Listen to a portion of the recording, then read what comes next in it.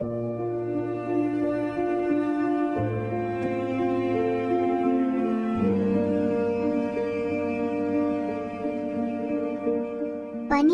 வருஷமா அவ வாழ்க்கை சுட்ட சுட்ட உதிர்ந்து போயிட்டு இருக்கு. ஒரு மெழுகு தீயில கரையிற மாதிரி அவளும் நாளுக்கு நாள் உருகி போயிட்டே இருந்தா. உடம்பு சோர்ந்து தளர்ந்து போச்சு. பணம் கரைஞ்சி ஒன்னும் இல்லாம போச்சு. இருந்த கொஞ்ச நெஞ்ச நம்பிக்கையும் மங்கி மறைஞ்சி போச்சு. நீளாத ரத்தப்போக்கு. ஒவ்வொரு நாளும் இதுதான் உன் வாழ்க்கையோட முடிவுன்னு மனசுக்குள்ள கத்தி அவ உயிரையே கசக்கி பிழிஞ்சி எடுத்துச்சு.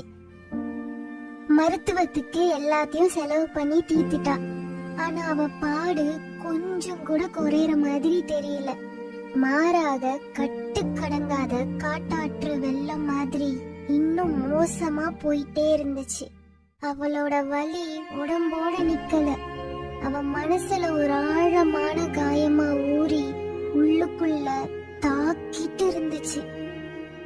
நியாயப்பிரமாணம் அவ மேல தீட்டுன்னு ஒரு முத்திரைய பதிச்சு அவளை ஒரு நிழல் மாதிரி ஆக்கி வச்சிருச்சு.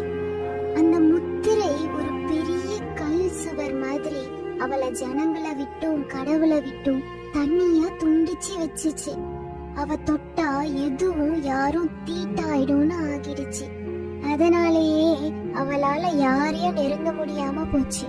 கணவனோட அரவணைப்பு, குழந்தைகளோட சிரிப்பு, தோழிகளோட அரட்டை, தேவாலயத்தோட அமைதி, இதெல்லாம் அவளுக்கு மறந்து போன கனவு மாதிரி ஆயிடுச்சு. ஊருக்கு நடுவுல ஒரு உயிர் இல்லாத சடம் மாதிரி அவ அலைஞ்சா. இன்னும் சொல்ல போனா ஒரு உயிரற்ற நிழல் மாதிரி ஆயிட்டா. அவமானமும் தனிமையும் அவளை நிமிர முடியாம முடக்கி கீழே தள்ளி வச்சிருச்சு.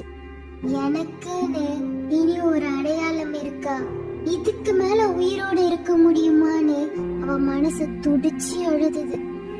அவ உடம்புல இயற்கையா நடக்கிற இந்த ரத்தப்போக்கு அவ அங்கமா இருந்த சமுதாயத்தின் ஒவ்வொரு பகுதிகளிலையும் தாக்கத்தை ஏற்படுத்தும்னு லேவி ராகமத்துல இருக்கிற ஹோலினஸ் கோட் என்கிற பரிசுத்த ஜீவிதத்திற்கான வாழ்க்கை முறைகளை சொல்கிற சட்ட திட்டங்கள் சொல்லுது.